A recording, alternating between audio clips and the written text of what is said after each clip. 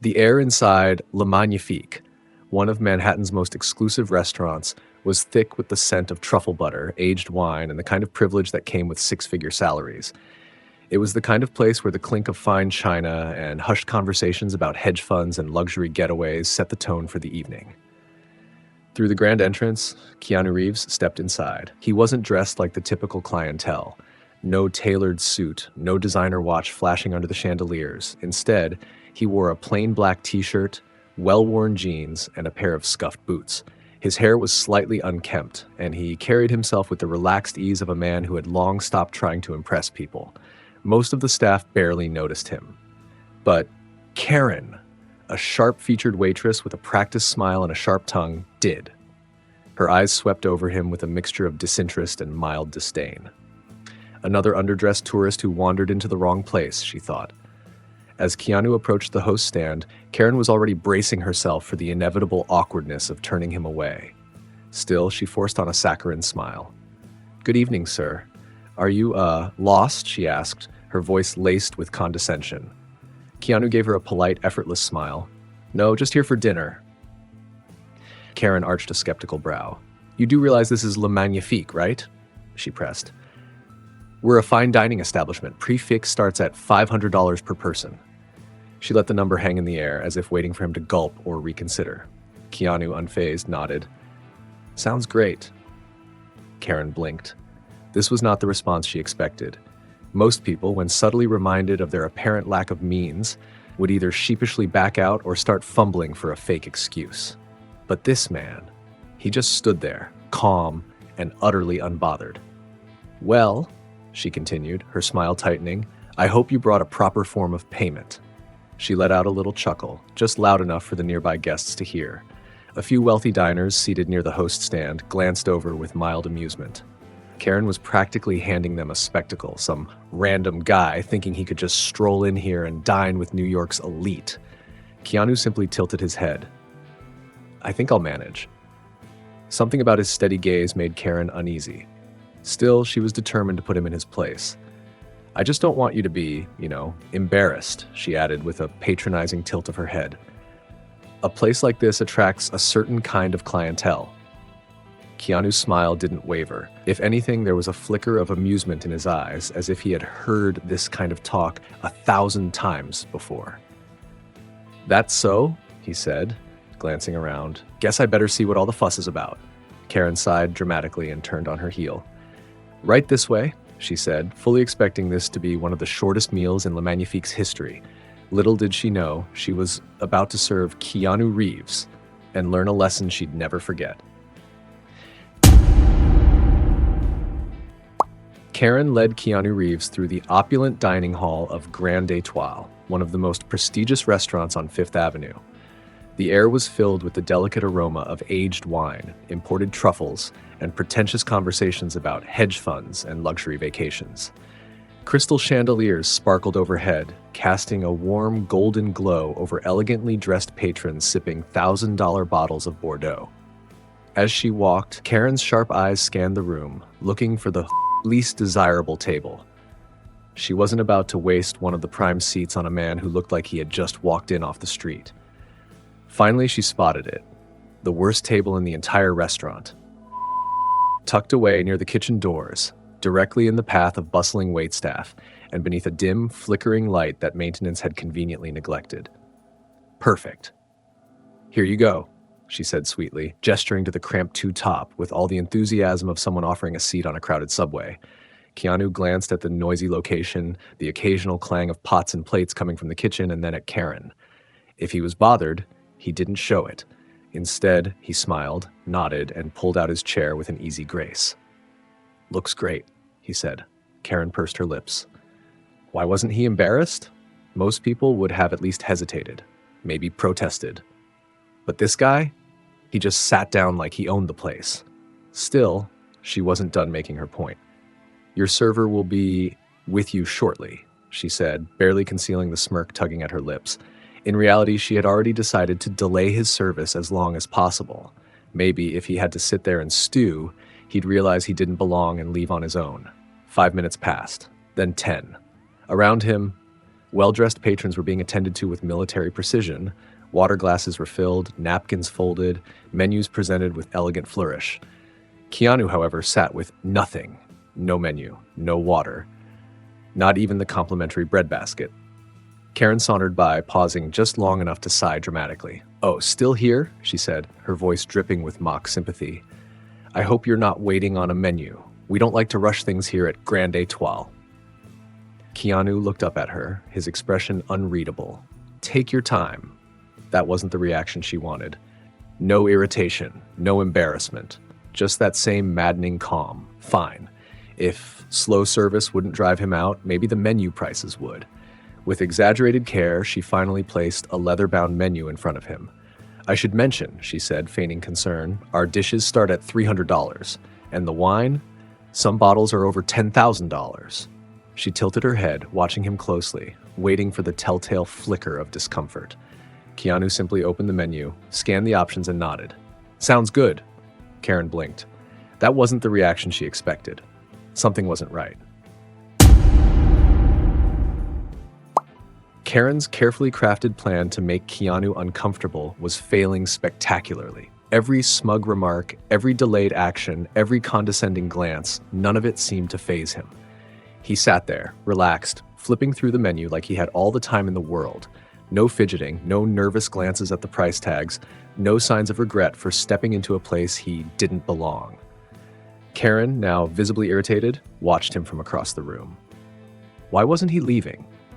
At a nearby table, an elderly gentleman with a neatly pressed suit and a silver pocket watch had been observing the interaction with quiet amusement. His name was Mr. Langford, a longtime patron of Grande Étoile and one of the wealthiest men in the city. With a cane in one hand and a half-full glass of Bordeaux in the other, he slowly rose from his chair and approached Keanu's table. "Son," he said, his voice warm but firm, "I've been coming here for over 30 years and I've never seen someone handle an insult so gracefully." Keanu looked up, his expression easygoing. "I try not to take things personally." Mr. Langford chuckled.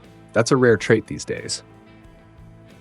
He glanced at Karen, who suddenly seemed far more interested in polishing an already spotless glass. "It's a shame when people judge a man by his clothes rather than his character." Keanu gave a small, appreciative nod. People have their assumptions. A few tables away, Daniel and Sophia, a young, well-dressed couple, had also been following the interaction. "This is ridiculous," Sophia whispered, shaking her head. "She sat him at the worst table, ignored him, and now she's trying to price him out of the restaurant." Daniel leaned in, watching Keanu flip through the menu with complete indifference to Karen's attitude. "And he hasn't said a single rude thing back. That's what's really bothering her." Sophia smirked. "It's almost funny. She's trying so hard to embarrass him, but she's the one who looks bad." Meanwhile, Karen was growing increasingly frustrated. She had seen it before: wealthy customers, big-time executives, and A-listers who couldn't handle the slightest inconvenience. The moment they felt disrespected, they demanded a manager or stormed out, threatening bad reviews and legal action. But this guy? He just sat there, completely iced. The worst part? Now, people were noticing. Mr. Langford had spoken to him. A nearby couple was discussing the unfair treatment. Other guests were watching. Karen suddenly felt a shift in the room, one she didn't like. She needed to regain control of the situation. With a forced smile, she grabbed a bottle of cheap house wine, fully intending to serve it as a complimentary drink. Maybe, just maybe, that would be enough to break his cool demeanor. But Keanu Reeves wasn't that easy to rattle. Karen stood at a distance, watching Keanu Reeves with narrowed eyes as he calmly finished his meal. He had never lost his composure, never snapped, never even looked remotely uncomfortable. No matter what little tricks she pulled, delayed service, snide remarks, dismissive glances, he remained unbothered. And now the moment she had been waiting for had arrived. The check. She approached his table with slow, deliberate steps, placing the bill in front of him with just a hint of smugness. "Whenever you're ready," she said, her voice sweet with fake politeness. This was it. This was where he'd finally react. She could already imagine it, the subtle hesitation, the glance at the total, the half-hearted attempt to cover his surprise. maybe even an awkward moment of checking his wallet or pulling out a credit card with uncertainty. But Keanu simply reached into his pocket and pulled out a black card, the kind only the world's wealthiest people carried. Karen's stomach twisted. Before she could process what was happening, a voice cut through the air. "Mr. Reeves." Karen turned sharply to see Mr. Dawson, the restaurant manager, striding toward the table, his expression a mix of surprise and deep concern. Dawson was a man who rarely showed emotion, but right now, he looked like he was about to have a heart attack. "My sincerest apologies for not being here sooner," he said breathlessly, extending his hand to Keanu. "It's an honor to have you here, sir." Karen blinked. "Sir?" Her eyes darted between the two men, confusion washing over her. What was happening? Keanu shook Dawson's hand with a small smile, still as composed as ever. "No worries," he said casually. Dawson turned sharply toward Karen. "Do you have any idea who you've been serving?" Karen opened her mouth, but no words came out. "He's one of the owners of Grand Etoile," Dawson continued, his voice carrying through the restaurant. The color drained from Karen's face. Owner? The same man she had disrespected, mocked, and deliberately mistreated all night? Karen's breathing grew shallow. She suddenly felt like the smallest person in the room. Other waitstaff whispered amongst themselves, and guests who had been following the scene watched with wide-eyed interest. Daniel and Sophia exchanged amused glances. Mr. Langford gave a knowing chuckle, swirling his wine. Karen felt an overwhelming urge to disappear. But Keanu? He still wasn't angry. No outburst, no demand for her to be fired, no public humiliation. Instead, he simply looked at Dawson and said, "I'd like to speak with the staff." Karen's stomach dropped. She had anger. She had expected consequences. But this was something much, much worse. The entire staff of Grand Etoile gathered near the center of the restaurant, the air thick with tension.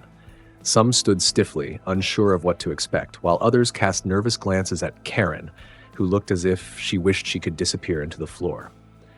Keanu Reeves stood before them, not as an A-list celebrity, not as one of the owners of the prestigious restaurant, but as a man who had experienced firsthand the quiet cruelty of judgment. With the same calm presence he had carried all evening, he spoke. "I wanted to address something important," he began, his voice measured and steady. "Throughout the night, I was treated differently because of how I looked, not because of my actions, not because of my words, just my appearance." A few employees shifted uncomfortably. Karen kept her gaze locked on the floor. "I've been fortunate in my life, but the truth is, this happens to people every day. People who don't have the influence, the money, or the recognition to challenge it, and that's why it matters." His words hung in the air, cutting through the quiet room like a gentle but undeniable truth. Karen swallowed hard, shame washing over her. She had been so sure of herself earlier, so convinced that she had the power in this situation. And yet, now, standing before the very man she had mocked, she felt exposed. "Every person who walks through those doors deserves respect," Keanu continued, looking around at the gathered staff. "Not because of their wealth, not because of their status, but because they're human. And how we treat people when we think they have nothing to offer us says everything about our character." Karen felt a lump rise in her throat. She had spent the night judging him, dismissing him, belittling him, all because she assumed he wasn't worth her time. She was wrong. With a deep breath, she finally found the courage to meet his eyes. "Mr. Reeves," she said softly, her voice laced with genuine regret, "I was completely out of line. I judged you without knowing anything about you, and I treated you in a way no one deserves to be treated. I'm sorry." Keanu held her gaze for a moment, then gave a small, knowing smile. "We all make mistakes," he said. "What matters is what we do next." Karen nodded, her arrogance now replaced with humility. "I promise, I'll be better. I'll treat people better." Keanu studied her for a second, then gave a simple nod. And then, with his signature warmth, he ended with a message that would stay with everyone in that room forever. "In a world where you can be anything," he said, his voice both gentle and powerful, "choose to be kind." The room fell silent. And for the first time that night, Karen truly understood. The weight of what had transpired still lingered in the air. Keanu Reeves had not just dined at one of Manhattan's most exclusive restaurants, he had taught a lesson that no one present would ever forget. His words echoed in the minds of everyone who had witnessed the night's events. And from them, three powerful truths emerged. 1. Never judge people by their appearance. From the moment Keanu stepped through the doors of Grande Étoile, he had been judged. Karen had assumed that because of his casual attire, he didn't belong.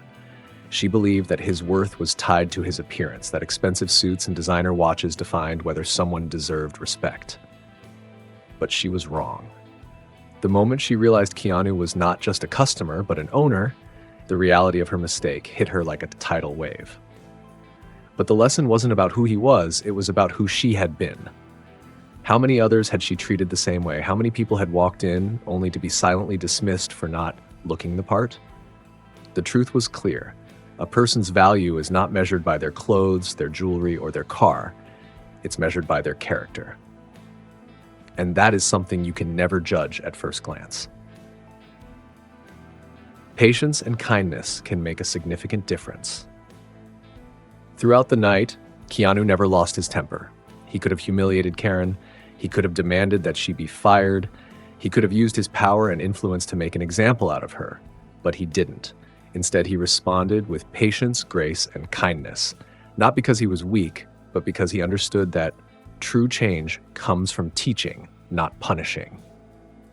Had he reacted with anger, Karen might have defended herself, justified her actions, or blamed someone else.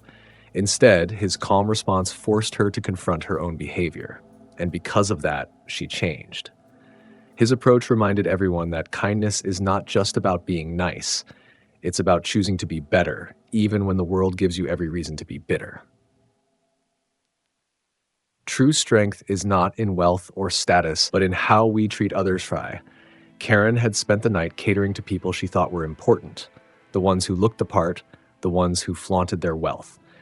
Yet, when all was said and done, the most powerful person in the room was the one who never demanded attention. Keanu didn't use his money, his fame, or his ownership to prove a point. He let his actions speak for him. And in the end, his quiet dignity, his ability to stay true to himself, and his refusal to let arrogance define him were what left the greatest impact. Because true strength isn't in status, it's in how we treat people, no matter who they are. Final words.